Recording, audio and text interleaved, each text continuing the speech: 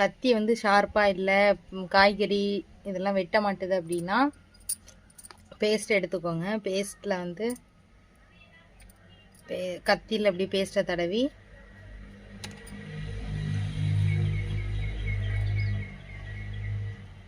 பாத்திரம் விளக்குவோம்ல, அந்த கம்பி பஞ்சு எடுத்துக்கணும்.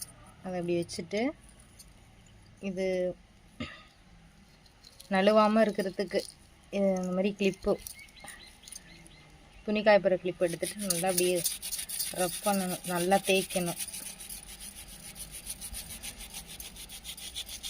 ஒரு 2 மினிட்ஸ் தேய்ச்சா போதும்.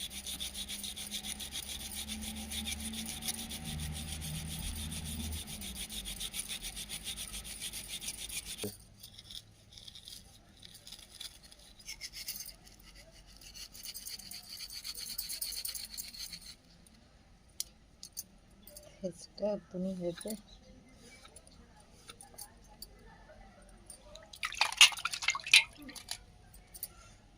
பார்க்கவே இப்போ எப்படி இருக்கு பார்த்தீங்களா?